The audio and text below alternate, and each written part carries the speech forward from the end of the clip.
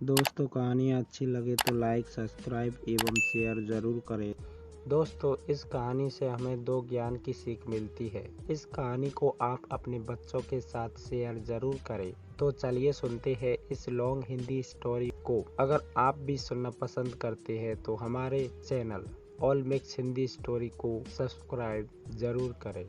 एक शहर में 5वीं कक्षा में पढ़ने वाली एक छोटी लड़की रहती थी जिसका नाम रूही था। रूही एक सीधी सादी और सरल स्वभाव की लड़की थी। एक दिन जब रूही अपने घर में किताब पढ़ रही थी तो माँ ने आकर उसे कहा, रूही जाओ नजदीक की दुकान से इस पर्ची में जो सामान लिखा है वह सामान लेकर आओ। रूही तुरंत उठी और माँ से पर्ची लेकर सामान लाने के लिए चली गई। जब रूही सामान लेकर वापस आ रही थी तो उसने देखा कि उसी के स्कूल में 9वीं कक्षा में पढ़ने वाले दो बच्चे बंटी और संजू सड़क के किनारे खड़े थे। रूही उन्हें अनदेखा करके उनसे बचकर तेज तेज चलने लगी क्योंकि वे दोनों ही शैतान बच्चे थे। न तो पढ़ाई में उनका मन लगता और न ही वे खेल कूद में आगे थे। बस सारा दिन स्कूल में शरारत करते रहते थे और स्कूल के बाद यूं ही मटर गश्ती करते रहते थे। मगर उन दोनों की नजर रूही पर पड़ गई। वे दोनों भागकर उसके पास आए और उसको रोक लिया। फिर बंटी ने उसे बातों में लगाया और संजू ने चुपके से कुछ सामान नीचे गिरा दिया और फिर नीचे गिरे सामान की ओर इशारा करते हुए बंटी ने कहा, अरे रूही देखो, शायद यह तुम्हारा सामान नीचे गिर गया है। लगता है तुम्हारी टोकरी में से गिर गया होगा। रूही ने जैसे ही उस सामान को उठाकर देखा तो संजू ने तुरंत ही अपने मोबाइल से उसका फोटो खींच लिया और उससे कहा कि तुम चोरी भी करती हो रूही, ये तुम्हारे हाथ में मेरा सामान है, मैं कब से इसे ढूंढ रहा था। रूही डर गई और रोने लगी, नहीं नहीं, मैंने कोई सामान चुराया नहीं है, चोरी तो आपने ही की है और हमारे पास इसका सच्चा सबूत भी है। फिर उन्होंने रूही को अपने मोबाइल से खींची हुई फोटो दिखाई जिसमें उसके हाथ में उन दोनों का सामान था। फिर बंटी ने रूही से कहा, अब तुम्हारी यह फोटो हम स्कूल के सभी बच्चों को दिखाएंगे और हेडमास्टर सर को भी बताएंगे कि तुम चोरी करती हो और हमने तुम्हें चोरी करते पकड़ी है। हाँ, फिर तो तुम्हें स्कूल से निकाल देंगे। संजू ने भी उसे डराते हुए कहा, नहीं नहीं भाई, ऐसा मत करना, मुझे घर में बहुत मार पड़ेगी और मैंने कोई चोरी नहीं की है, ये तो आप भी जानते हो, रूही ने घबरा कर कहा। संजू ने कहा, तो फिर जो हम तुमसे कहे तुम्हें वो करना ही होगा, नहीं तो हम ये फोटो सबको दिखा देंगे और आज के लिए तुम ये नमकीन और चिप्स के पैकेट हमें दे दो। रूही रोते हुए बोली, भैया पर मैं माँ को क्या कहूँगी। उन्होंने कहा, वो सब तुम ही जानो। और नमकीन और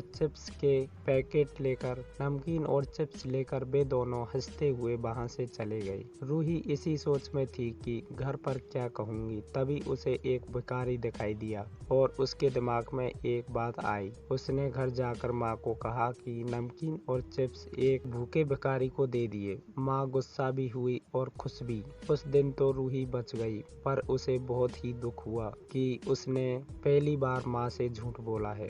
अब तो ये आए दिन की बात हो गई थी। बंटी और संजू हर दिन रूही से अपना कोई ना कोई काम करवाते थे। रूही बहुत परेशान रहने लगी थी क्योंकि इस चक्कर में उसने 2-3 बार मम्मी के पर्स से कुछ पैसे भी चुराए थे, जो उसे बिल्कुल भी अच्छा नहीं लगा था। उसकी माँ को समझ में तो आ रहा था कि उनकी बेटी परेशान है, पर हजारों पूछने पर भी रूही उन्हें कुछ नहीं बताती और टाल देती थी। एक दिन रूही बहुत ज्यादा परेशान हो गई और रोने लगी। माँ उसके कमरे में गई और प्यार से उसके सर पर हाथ फेरने लगी तो रूही पर कहे बिना नहीं रहा गया और उसने माँ को सारी बात बता दी। माँ ने गुस्सा करने के बजाय उसे गले से लगाते हुए कहा, रो मत रूही, पर बेटा मैंने तुम्हें कितनी बार समझाया था कि अपने माता पिता से कभी कोई भी बात नहीं छुपाना चाहिए। कोई भी बात हो सबसे पहले अपने माता पिता या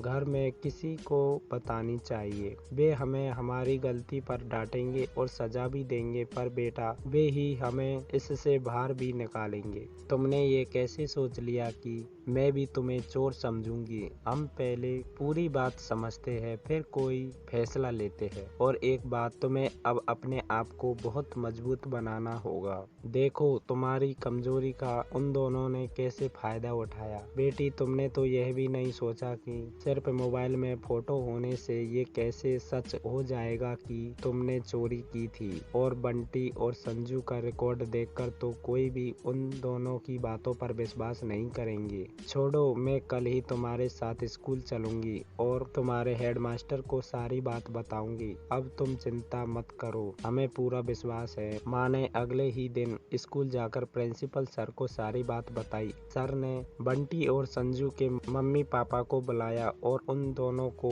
उनके बच्चों की शरारत के बारे में बताया। बंटी और संजू दोनों को सभी से बहुत मार पड़ी और कुछ दिनों के लिए स्कूल से निकाल दिया गया। बंटी और संजू के मम्मी पापा भी बहुत शर्मिंदा हुए और उन्हें रूही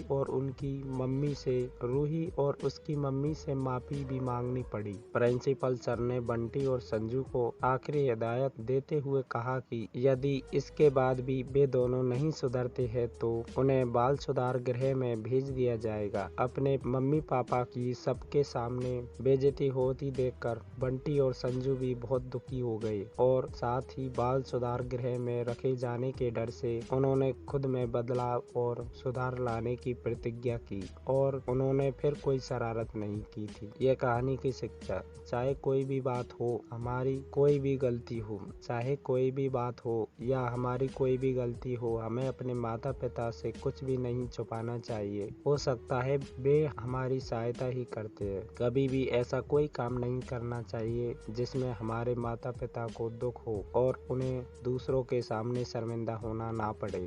अगर हमारी कहानी अच्छी लगी हो तो लाइक, सब्सक्राइब एवं शेयर जरूर करें। धन्यवाद दोस्तों।